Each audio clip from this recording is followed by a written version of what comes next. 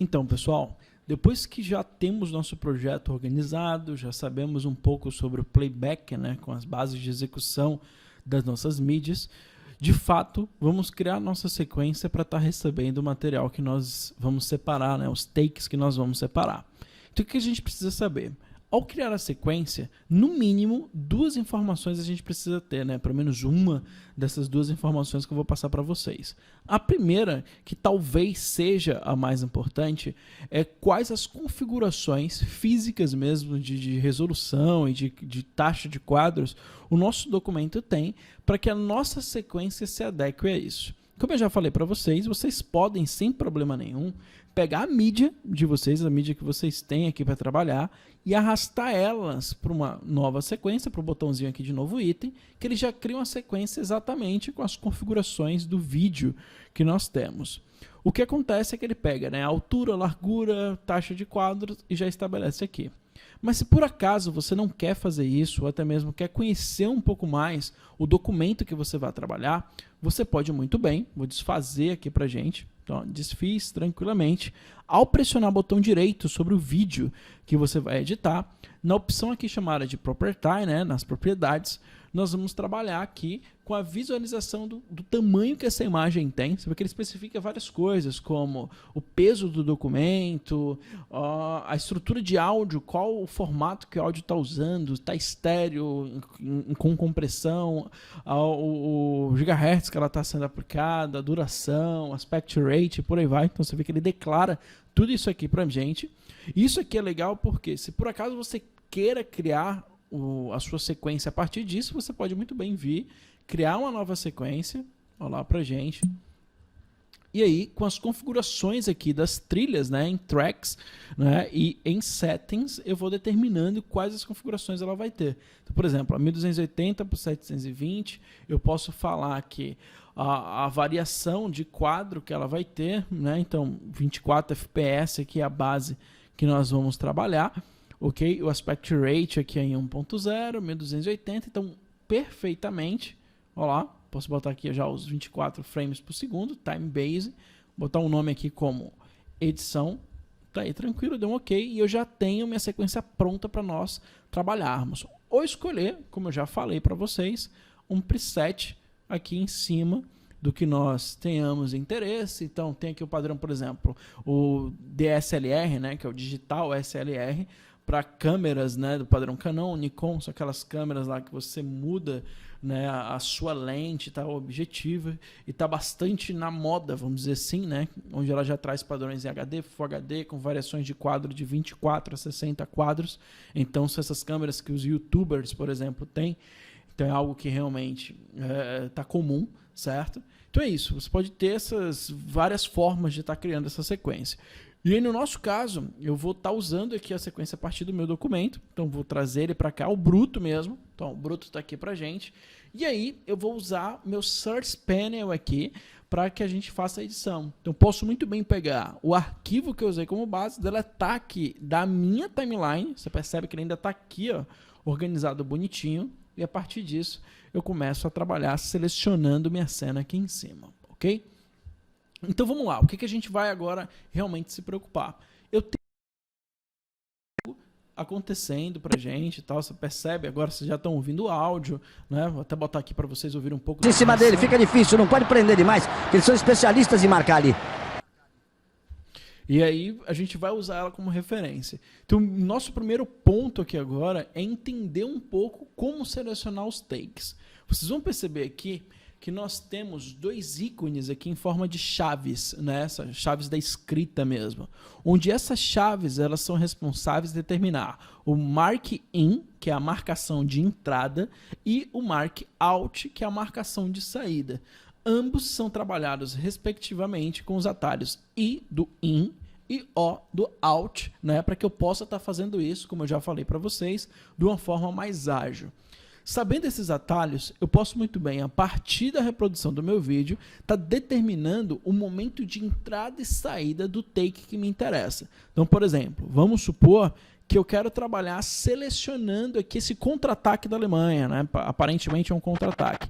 Eu posso voltar aqui um pouco o meu vídeo. Eu estou usando aqui as teclas direcionais. Bola, ou posso usar J, como eu já falei para vocês. Você está percebendo aí que o Ronaldinho Gaúcho está vindo, né? Aqui, mais um pouco. Então, o Ronaldinho Gaúcho está vindo, ele vai perder a bola aí. Então, vamos supor que a gente vai pegar esse contra-ataque. Então, eu marquei com a tecla I. Você percebe, né, que ele já orienta para a gente aqui que eu tenho uma delimitação acontecendo. Ele mostra aqui a partir desse ícone também, que eu estou num ponto de entrada. Cara, marcação, tenta achar o espaço, dois em cima dele, fica difícil, não pode prender demais. Eles são especialistas em marcar ali. Olha, vai sair do meio. No toque, eles tocam tudo de primeira. Vamos subir, vamos para ataque, tá fora a marcação. Faz aquele em cima do Cafu. Vou deixar reproduzir. É legal, se você já conhece um pouco o lance, você dá uma avançada. O Cafu chegou para cortar. O Colina já chegou.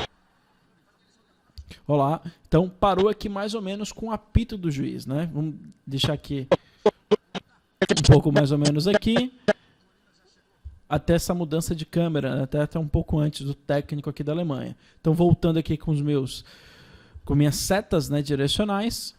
Voltar aqui frame a frame até o momento que a câmera muda. Então, trabalhei aqui mais ou menos dessa forma. Eu quero determinar mais ou menos esse ponto. Pressionei O e eu já tenho esse espaço de tempo delimitado. Você até tem a facilidade de saber o tempo, né, que esse corte tem, que essa seleção tem, porque o Premiere, aqui nesse time code à direita da janela, ele expõe pra gente que a duração do meu in-out está com 21 segundos e 4 frames, beleza? Uma dica, até para que vocês tenham a facilidade de pesquisar a imagem dentro de um vídeo, dentro de uma mídia um pouco maior, é vocês terem um controle do zoom da timeline. O que acontece, né? O que rola aqui? Eu tenho um vídeo bastante grande, né? Que está com a duração de 1h40, mais ou menos. Se não me engano é isso mesmo, né? 1h40, nós vemos aqui embaixo. E aí ele pega essa 1h40 e distribui ela dentro desse espaço aqui da minha timeline, que dá tranquilamente. Só que dependendo da situação, quando é um take que você quer pegar, ter um pouco mais de exatidão, ter um controle manual, você utilizar o zoom da timeline é fundamental. O zoom acontece de duas formas. Ou diretamente na janela, onde eu posso puxar aqui esses controles. Olha lá, você percebe que ele está detalhando um pouco mais aquela área onde a minha agulha está posicionada. Então, a partir dessa barrinha, eu consigo navegar dentro da minha timeline quando ela está expandida, ok? Então, eu vou reduzir aqui para gente, deixar ela do tamanho original, ou utilizando os atalhos, que, como eu falei para vocês, vai ser fundamental, são os atalhos de mais e menos do seu teclado. Então, pressionando aqui, ó, mais e menos, do teclado alfanumérico, não do teclado numérico, tá? Eu vou dando aqui o zoom, né? Olha lá, mais e menos, eu vou reduzindo esse zoom para ter um controle de navegação melhor aqui na minha timeline. Isso é importante até quando você quer realmente trabalhar com a seleção de um frame. Você, tá acostumado a trabalhar, por exemplo, com tablet. Tem gente que edita com tablet. Então, você com a timeline um pouco mais expandida, né, o zoom na timeline aplicado, você consegue manualmente estar determinando o frame que você quer trabalhar. Então, mais e menos, trabalhou com ele, nós já fizemos aqui o in e o out, e agora, basicamente, você tem dois ícones habilitados aqui pra gente. Quem são esses ícones? Você percebe que no momento que eu tenho, né, uma área selecionada ou um vídeo inteiro rodando, ele habilita automaticamente pra gente essa opção chamada de Drag Video Only e Drag Sound, né, Drag Audio Only. Esses caras vão ser responsáveis... Cara, marcação, tenta achar o espaço, dois em cima dele, fica difícil, não pode prender demais, eles são especialistas em marcar ali. Olha a Alemanha já saindo pelo meio. No toque, eles tocam tudo de primeira, e vão subindo, e vão pro ataque, Cafu na marcação. Não, ele faz a fita em cima do Cafu, Cafu chegou para cortar. Eu trago para cá e eu tenho vídeo e áudio acontecendo de uma forma muito tranquila, ok? Então, quando eu reproduzo aqui pra gente, você já tem somente aquela parte acontecendo, né, ali na nossa timeline principal. Já tenho a reprodução somente dela até o momento que nós paramos o nosso vídeo. Vocês vão ver agora aí no apito do juiz. Então, muito tranquilo, e você já tem aí meio que o início da nossa edição acontecendo. Só que muitas vezes, se não todas, né? Isso é novamente aquela ideia de você ter agilidade na edição, você vai ter tempo e vai estar acomodado em estar arrastando aqui direto para o ícone. Isso exige um pouco mais de tempo e tal. Você ir no mouse, arrastar, levar para a timeline, principalmente quem trabalha com 2 monitores, você está arrastando isso de um lado para o outro, não é tão cômodo. Então, desfazendo aqui para gente, nós podemos e devemos trabalhar com esses 2 tipos de, como é que eu posso falar, de inserções. Nós temos o próprio insert, onde o cara vai pegar essa área delimitada e adicionar para a gente na timeline a partir do posicionamento da agulha. Então, no momento que eu pressiono aqui o insert ou a tecla de atalho, vírgula, então pressionou vírgula para a gente, ele adiciona aqui, ó, o vídeo e o áudio simultaneamente e conectados, né? Eles são agora um link, né? Trabalham juntos. Ele adiciona exatamente na posição que minha agulha tá.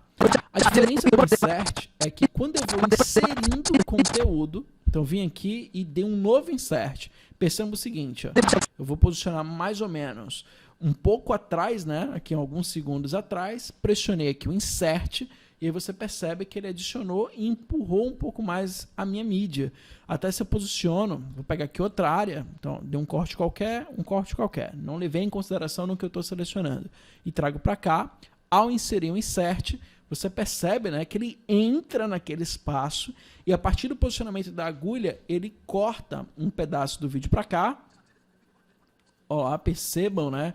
Que ele está trazendo aqui, vou até mutar, não vou estar ouvindo o áudio agora, a gente não tem necessidade nesse momento.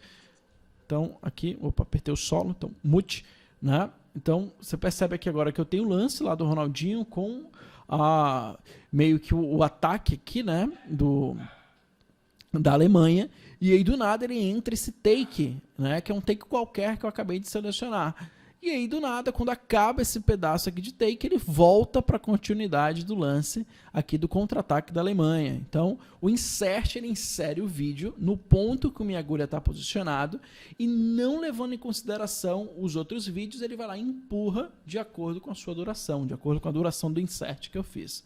Só que aí, da mesma forma, nós temos mais um tipo de inserção que é o overwrite. O que esse cara faz? Como o nome já diz, a expressão em inglês já diz, ele vai sobrescrever aquele espaço de vídeo. Em vez de ele cortar e criar o espaçamento suficiente para que ele insira esse novo vídeo, ele vai sobrescrever essa área a partir da tecla de atalho ponto. Então, vírgula e ponto bem próximos aí no seu teclado.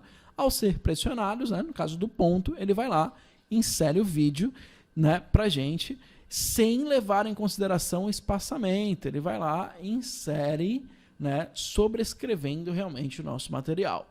Então, algo simples, útil e que realmente vai estar no dia a dia da sua edição. Então, no nosso caso agora, eu peguei aqui o que seria, né, um lance, posicionei ele e já sei como é que funciona o in e o out, como nós vimos aqui, a partir dessas 2 teclazinhas aqui, a marcação de in e out, ou a tecla IO, e os inserts referentes à minha timeline, beleza? Próximo vídeo, fazemos a separação dos gols e já trabalhamos um pouco com o time de correção dentro da nossa timeline, ok? Então, um abraço para vocês, até o próximo vídeo.